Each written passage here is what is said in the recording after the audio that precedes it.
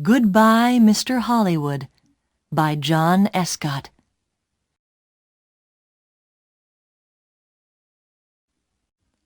Chapter 1. Mystery Girl. It all began on a beautiful spring morning in a village called Whistler in Canada. A pretty little village in the mountains of British Columbia. There was a cafe in the village with tables outside, and at one of these tables sat a young man. He finished his breakfast, drank his coffee, looked up into the blue sky, and felt the warm sun on his face. Nick Lortz was a happy man. The waiter came up to his table. "More coffee?" he asked. "Yeah, great," said Nick. He gave the waiter his coffee cup. The waiter looked at the camera on the table. "On vacation?" he said. "Where are you from?" "San Francisco," Nick said. He laughed. "But I'm not on vacation. I'm working. I'm a travel writer, and I'm doing a book on mountains in North America. I've got some great pictures of your mountain." The two men looked up at Whistler Mountain behind the village. It looked very beautiful in the morning sun. "Do you travel a lot, then?" asked the waiter. "All the time," Nick said. "I write books, and I write for travel magazines. I write about everything. Different countries, towns, villages, rivers, mountains, people." The waiter looked over Nick's head. "There's a girl across the street," he said. "Do you know her?" Nick turned his head and looked. "No, I don't." "Well, she knows you, I think," the waiter said. "She's watching you very carefully." He gave Nick a smile.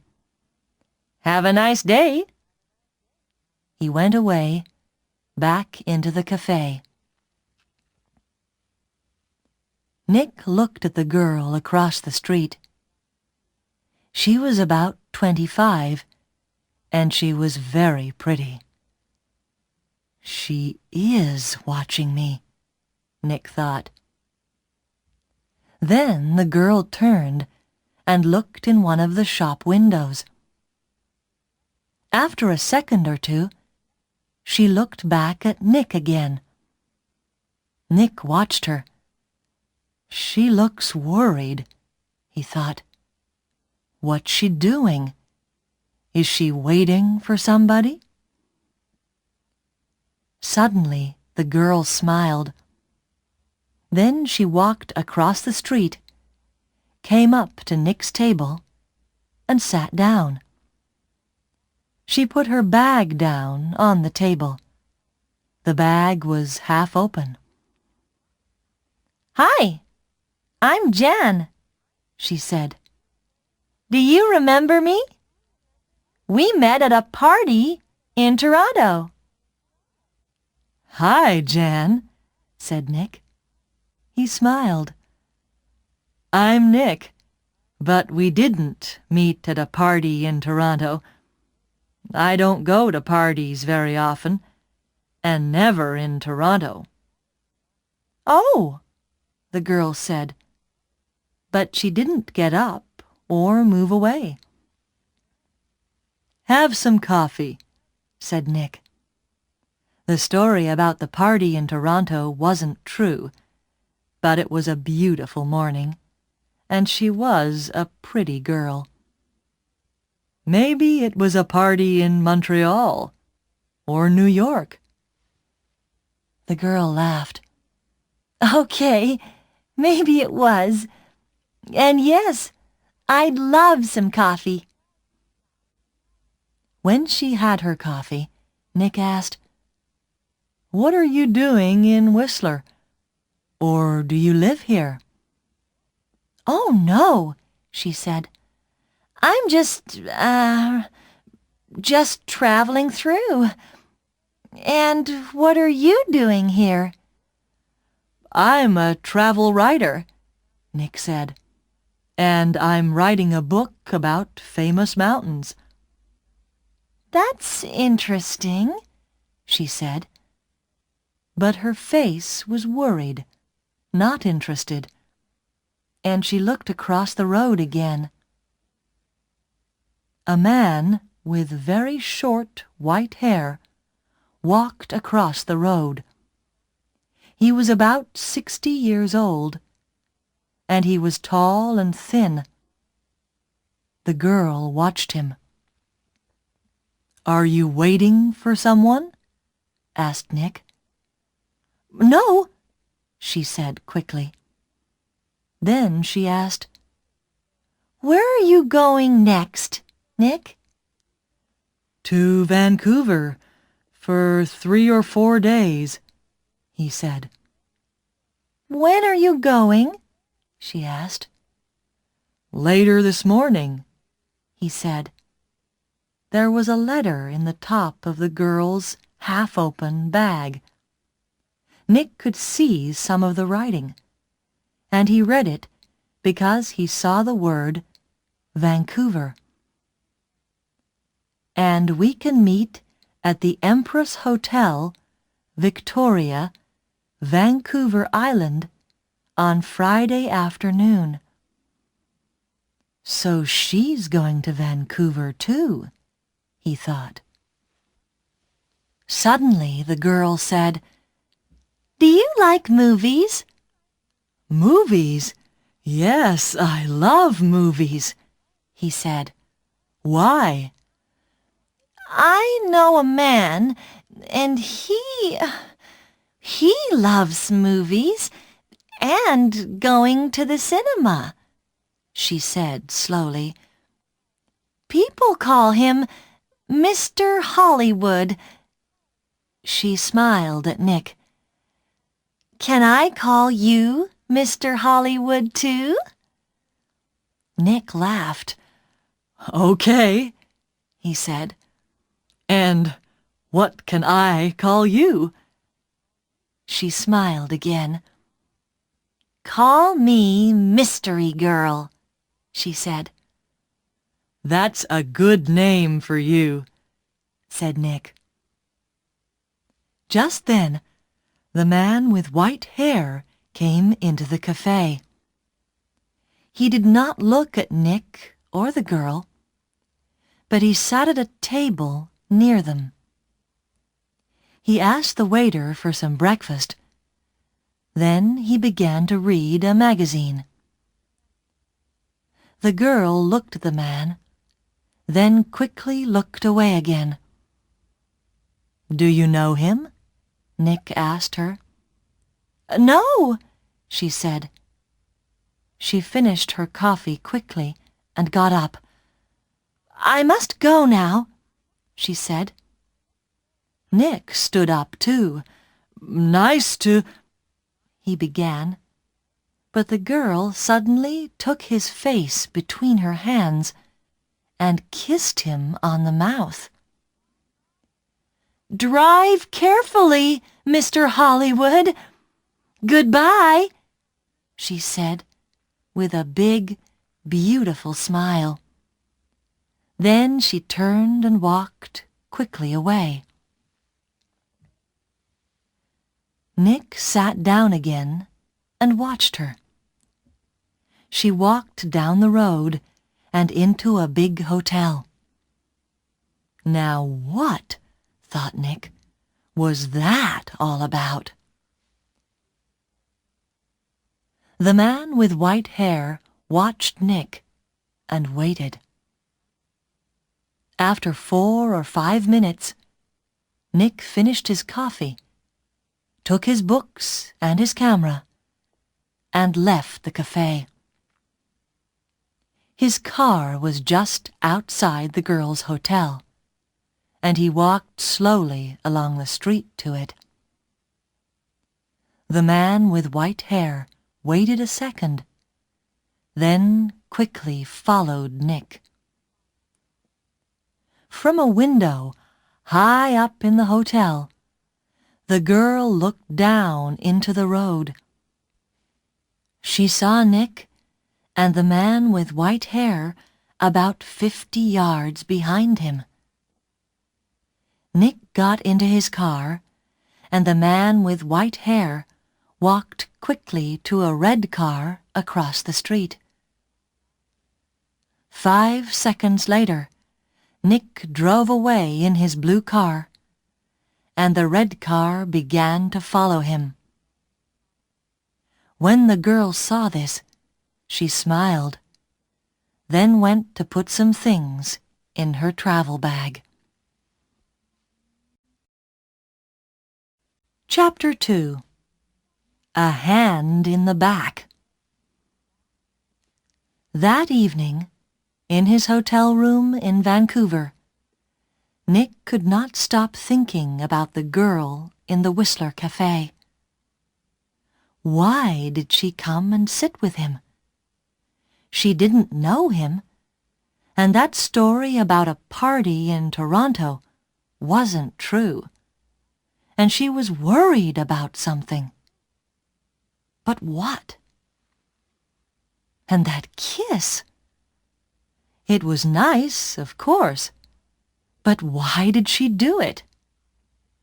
Maybe she liked my face, Nick thought, or my brown eyes.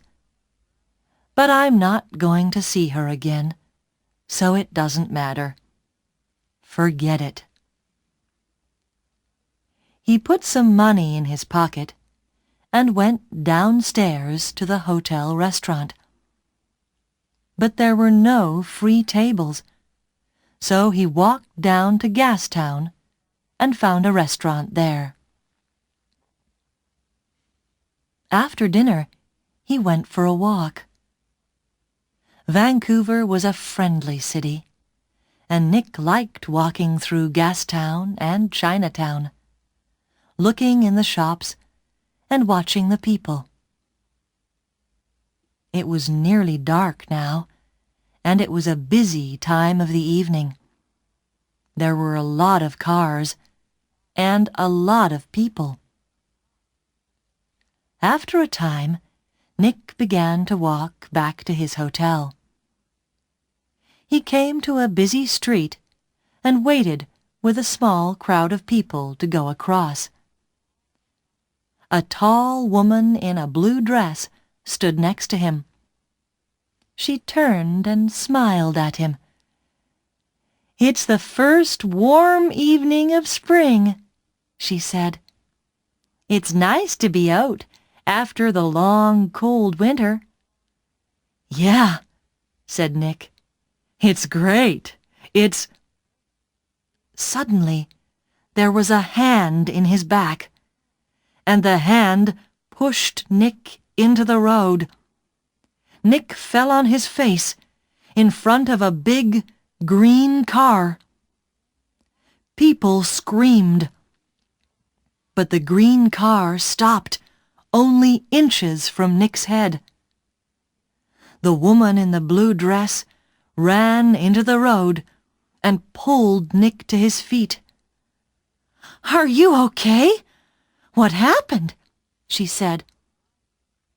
The driver of the green car shouted angrily at Nick, but Nick did not hear him. "Somebody pushed me," he said to the woman. "I didn't fall. Somebody pushed me." "Pushed you?" said the woman. "Who? I didn't see anybody." Nick looked at the faces of the people near him, but he didn't know them. Then he saw a man's back. The man was tall and thin, and had very short white hair. He walked quickly away down the street, and did not look back. "Hey, you!" Nick shouted. "Wait!" But the man did not stop, and he was soon lost in the crowds. "Did he push you?" asked the woman in the blue dress. I don't know," Nick said. "Do you know him?" she asked. "I don't know his name," Nick said. "But I know that short white hair. Now where did I see it before?" The woman began to move away. "I must get home," she said. "Are you okay now?" "Yeah, I'm okay," Nick said. "And thanks. Thanks for your help." "That's okay," the woman smiled. "Be careful now." Back in his hotel, Nick sat on his bed and thought. It was an accident. Nobody pushed me. It was an accident. Nobody wants to kill me. And there are hundreds of men in Vancouver with white hair. It was 1 o'clock in the morning, but Nick couldn't sleep. He listened to the cars in the road, and he looked at the night sky through his hotel room window. Then he sat at the table and tried to write some more of his book about mountains. But he couldn't think about his work. He got back into bed. There were 4 or 5 magazines in the hotel room. They were not very interesting, but Nick sat in bed and opened one, and saw a photo of Mystery Girl. He looked at the picture very carefully. But yes, it was her. Jan, the girl from the Whistler Cafe. She was next to a man of about 50 or 55, and they were in the garden of a big, expensive house. They smiled at the camera, and they looked very happy. Canadian millionaire Howard Hudson and his daughter Meg, it said under the picture, at their home in Toronto.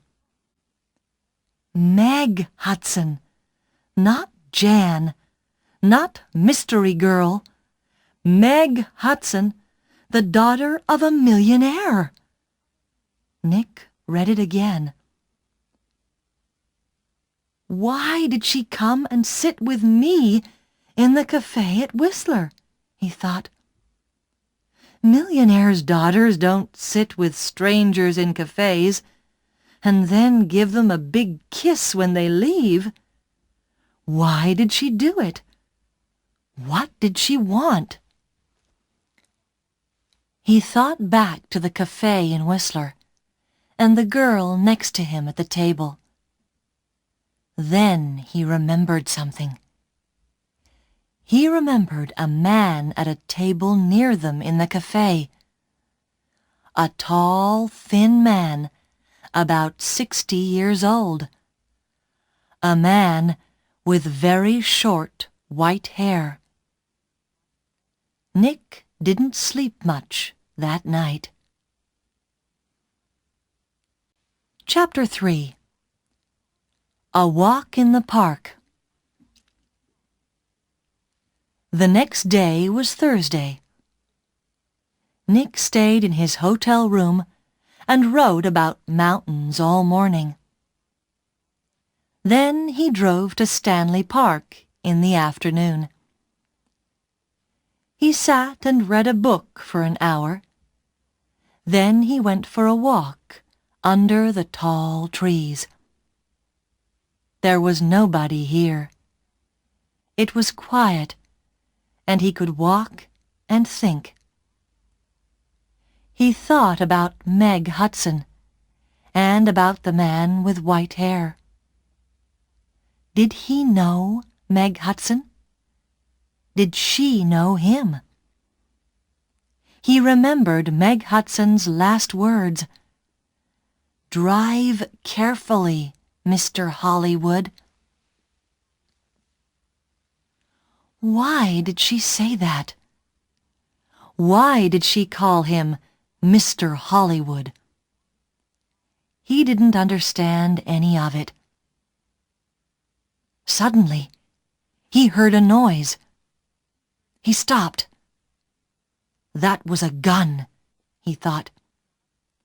There's somebody in the trees with a gun. There it is again. Then something hit the tree over his head. Somebody's shooting at me, Nick thought. He turned and ran. And somebody began to run after him. Nick ran through the trees. There was no sun in here, and it was half dark. And there were no people. Nobody to help him. I must get to my car, Nick thought. Find some people. The police. He ran on. He could still hear the gunman behind him, so he ran faster. After 3 or 4 minutes, he stopped and listened. Nothing. It was all quiet. Nick was afraid. What's happening? He thought. Why is somebody shooting at me? First a hand pushes me in front of a car, and now somebody's shooting at me. He waited another second or two, then walked quickly back to his car. He was very careful. He looked and listened all the time. But nobody came out of the trees, and nobody shot at him. Then he saw people. Women with young children, some boys with a football, 2 men with a dog. He began to feel better. Nobody can shoot me now, he thought. Not with all these people here. 10 minutes later, he was back at his car. There was a letter on the window. Nick read it. It said, "I'm going to kill you, Mr. Hollywood." Nick drove to the nearest police station. He waited for half an hour. Then a tired young policeman took him into a small room.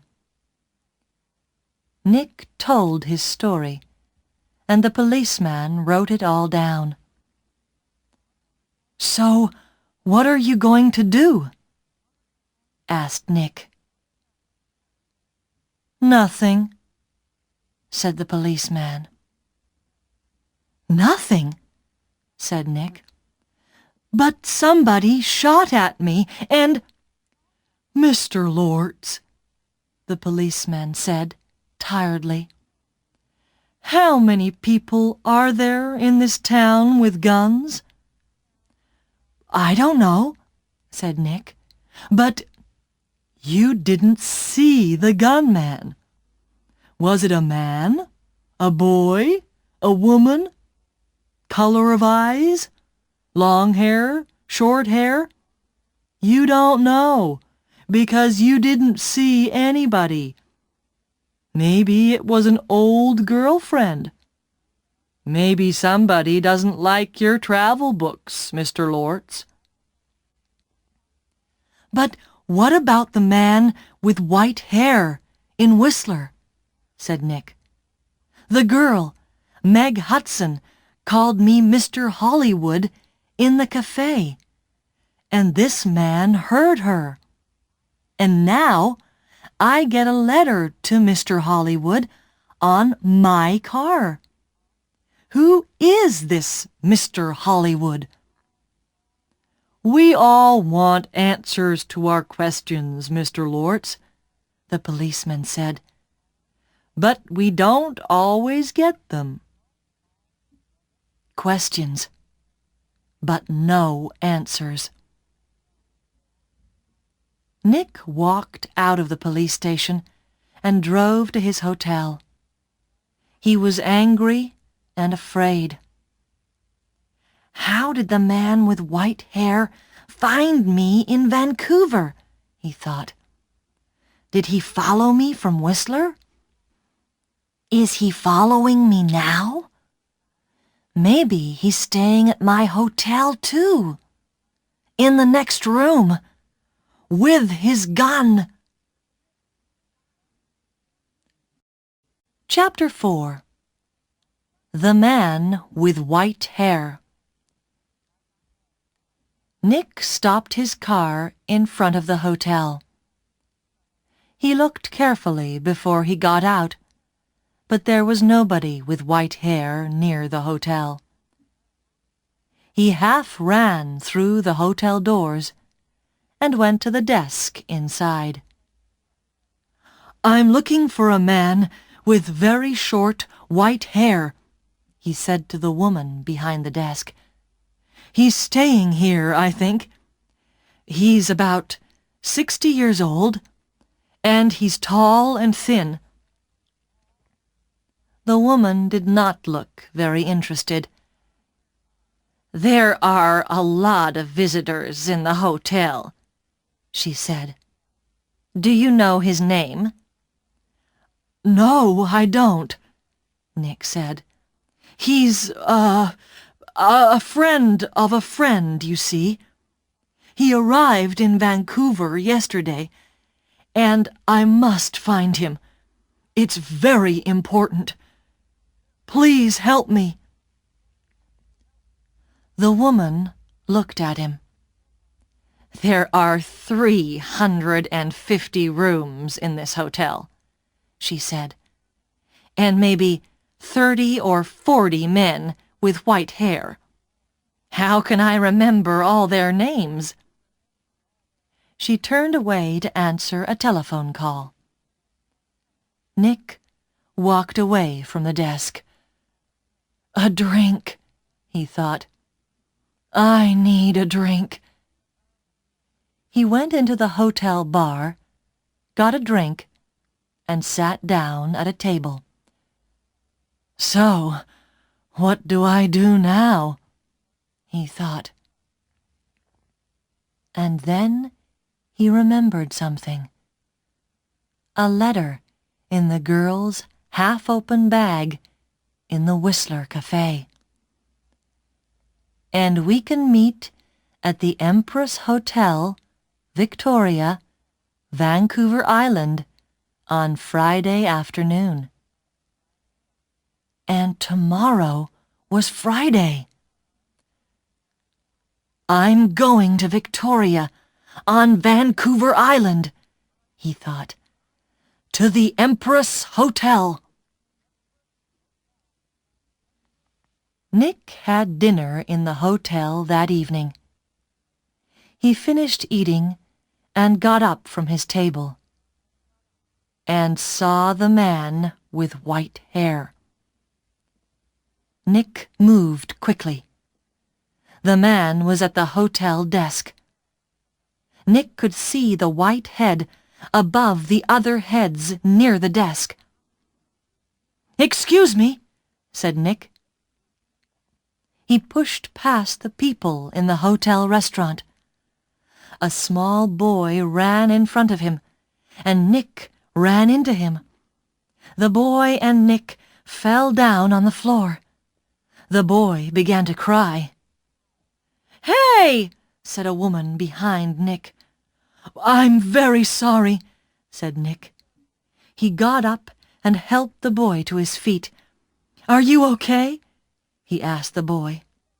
"Be more careful next time," said the woman. Nick moved away quickly, but when he looked back at the hotel desk, he couldn't see the man with white hair. He pushed through the crowd of people. "That man!"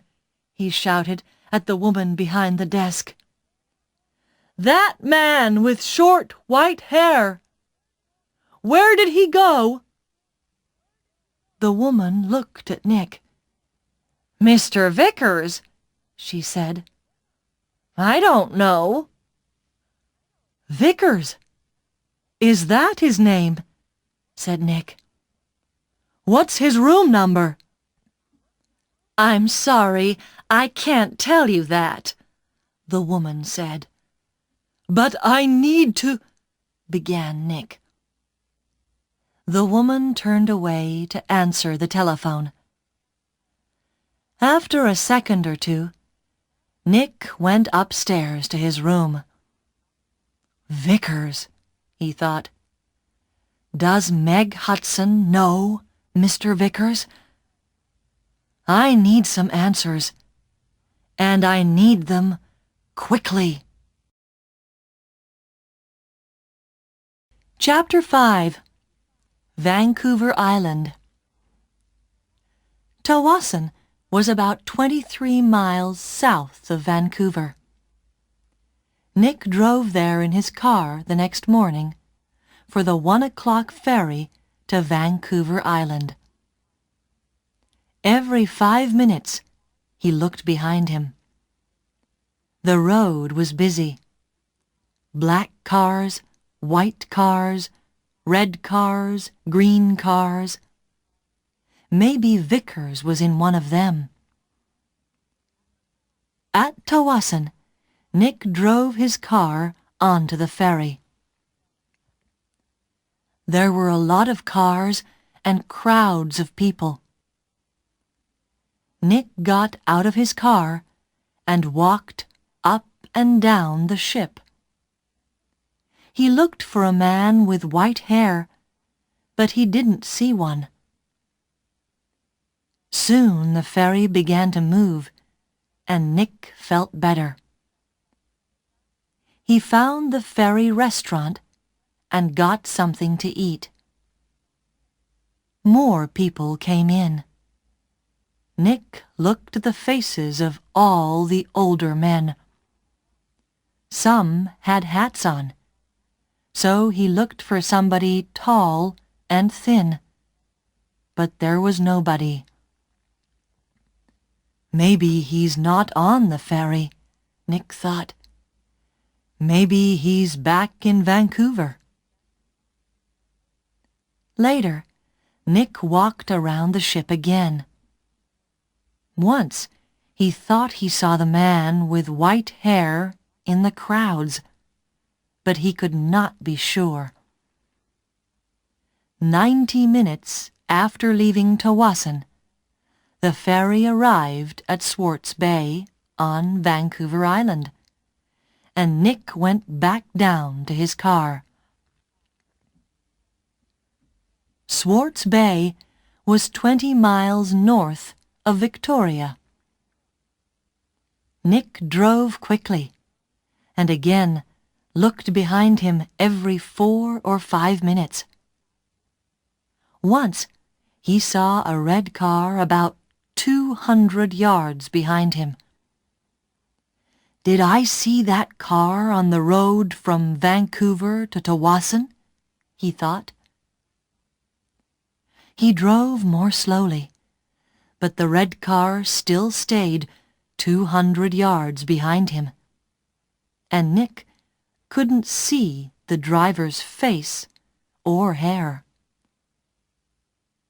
Soon He was in the busy streets of Victoria, and Nick didn't see the red car behind him again. Victoria was a city of gardens and beautiful old buildings. Nick liked Victoria very much, but today he wasn't interested in gardens or buildings. He found the Empress Hotel, went inside, and walked across to the desk. "Can I help you?" a young man asked Nick. "I'm meeting a friend here this afternoon," said Nick. "Miss Hudson." "Hudson," said the young man. "Wait a minute." He went away and came back. "Sorry, but there's no Miss Hudson staying here." Nick took something from his pocket. It was the photograph of Meg and her father, from the magazine. "This is her," he said. The young man looked at the picture. "Oh, right! You mean Howard Hudson's daughter," he said. "She's not staying here, but I saw her 10 or 15 minutes ago.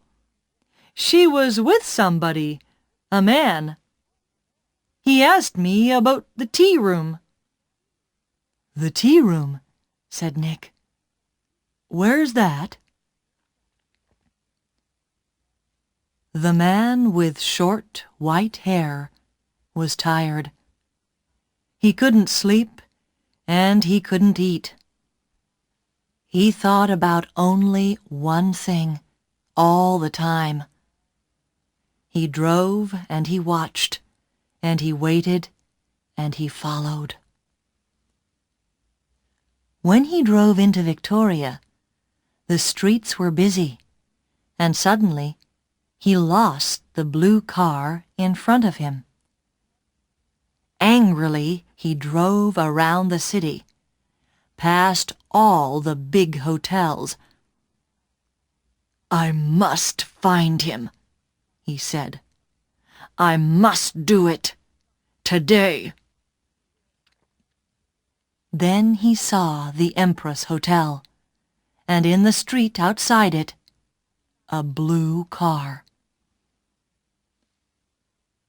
He drove past the hotel, left his car, and ran back down the street. He went across the road and walked past the downstairs windows. There was a big room with tables and chairs and a lot of people. He looked carefully at all the faces. "There she is," he said suddenly. There were 2 men with the girl. He couldn't see their faces, only the backs of their heads, but one of the men was in a green shirt. "Mr. Hollywood," the man said, and smiled. "Goodbye, Mr. Hollywood." People in the street turned to look at him, but the man did not see them. He walked up to the doors of the hotel and put a hand into his pocket. Inside, the gun was cold and hard.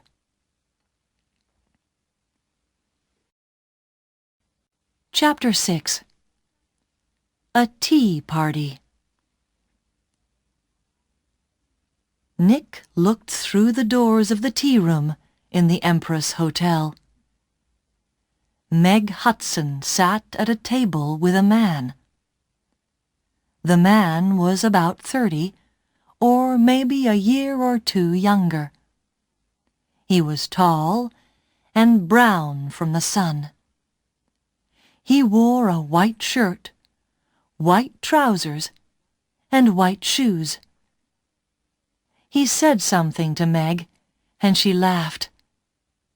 She looked very happy. A waiter came up to Nick. "Can I get you some tea?" he asked. "No, thanks," said Nick. "I'm with the two people over there." And he walked across to Meg's table. "Hello, mystery girl," said Nick. "Remember me? We met at Whistler. Your name was Jan then, but maybe today it's Meg Hudson." Meg Hudson looked up at him. "Oh!"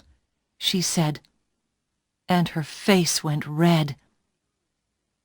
"Who is this, Meg?" asked the man. "This is Nick," said Meg. "He's a writer. Nick, this is Craig Winters." "Sometimes called Mr. Hollywood?" said Nick. "Maybe. But how did you know that?" asked Craig Winters. "I guessed," said Nick, "and I think I'm beginning to understand. Can I ask you a question, Mr. Winters? Does somebody want to kill you?" Craig Winters' face went white. "Kill me? What are you talking about?" asked Meg. "Before I tell you, answer this question, please," said Nick. "You called me Mr. Hollywood in Whistler, and you wanted the man at the next table, the man with white hair, to hear you. Is that right?" Meg Hudson did not answer at first. Then she said quietly, "Yes." "Why?" asked Nick. "I wanted him to follow you, and not me." "Why?" Nick asked again. "I think he's a detective," said Meg. "And I think he's working for my father. I saw him soon after I left Toronto. He followed me."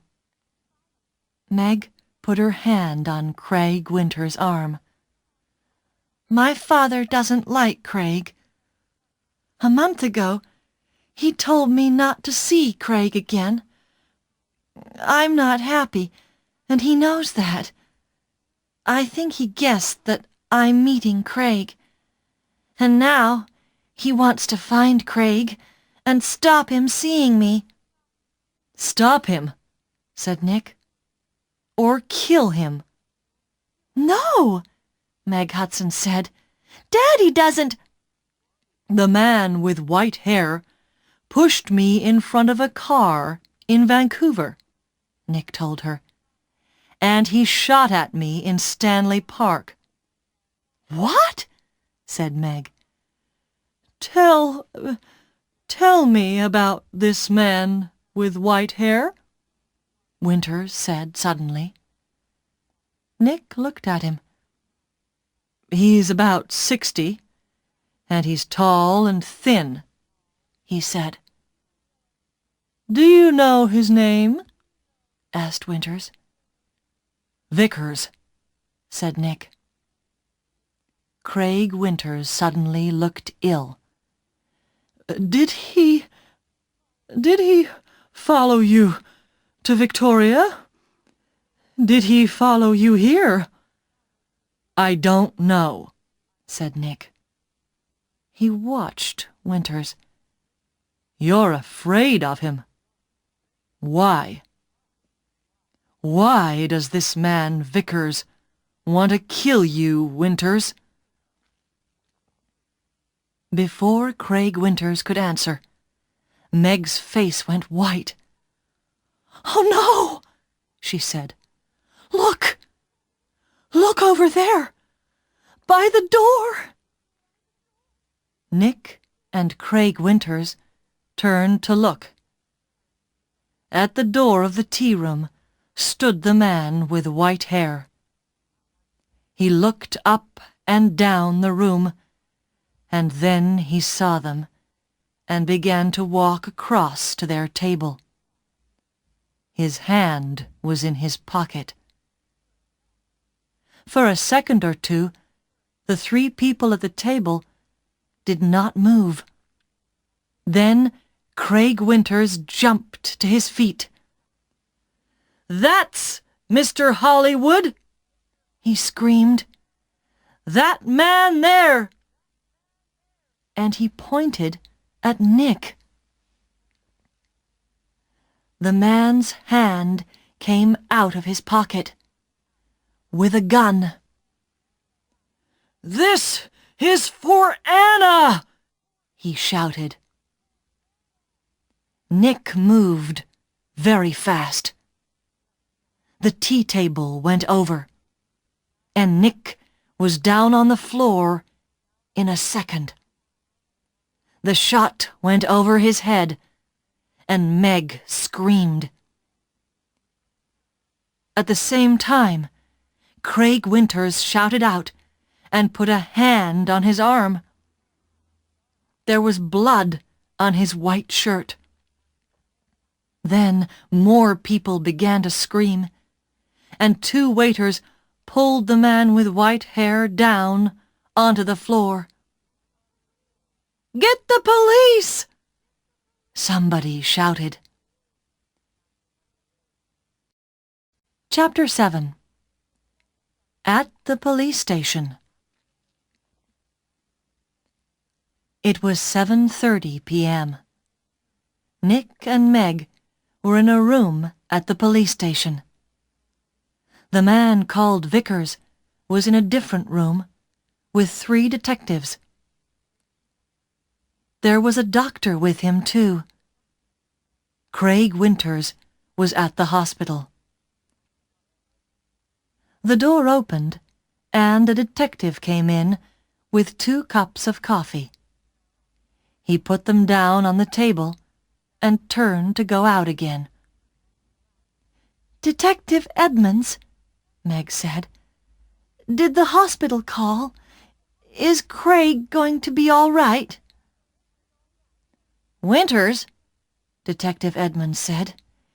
"Yes, he's going to be okay." "Can I call the hospital now?" asked Meg. "I'd like you to wait," said Edmonds. "Detective Keat is going to be here in a minute. He's just coming from the airport and—" He looked through the open door. "Ah, here he is now." A second detective came into the room, and behind him was a tall man with dark hair. Meg stood up quickly. "Daddy!" she cried. "What are you doing here?" "The police called me," said Howard Hudson, "and I flew here at once. Detective Keat met me at the airport. Now sit down, Meg. I want you to listen to me." He did not look at Nick. Meg sat down, and her father took her hands. "Meg, last week Johnny Vickers came to my house. He wanted to talk about his daughter. You remember Anna, Meg? 3 months ago, she jumped off a bridge in Boston and died. She was young, beautiful, rich, and she didn't want to live. Why? Because she loved a man, and the man took her money, ran away, and left her. And the man was called—" "No!" said Meg. "No!" Yes, Meg. Yes. He was called Mr. Hollywood. "No!" shouted Meg. She began to cry. "That's right, Miss Hudson," said Detective Keat quietly. "To you, he gave the name Craig Winters. When Anna Vickers knew him, he was Carl Windsor. But he liked all his girlfriends to call him Mr. Hollywood. He took nearly $50,000 from Anna Vickers, and there was a girl before that." "No, it's not true!" Meg shouted. "It is true, Meg," said her father. Windsor gets all his money from rich men's daughters. Johnny Vickers loved his daughter. He went to her house in Boston after she died. He read her letters and learned about the money and the name Mr. Hollywood. And when he came to my house, I told him about you, Meg. I said, 'My daughter's got a new boyfriend, and she calls him Mr. Hollywood. I don't like him, but I can't stop her. She's going away to meet him next week, I think. What can I do?' Johnny put his hand on my arm, and he said, 'Don't be afraid for your daughter. I'm going to find that man and stop him.'" Meg said nothing. Her face was very white. For a minute or two, nobody spoke.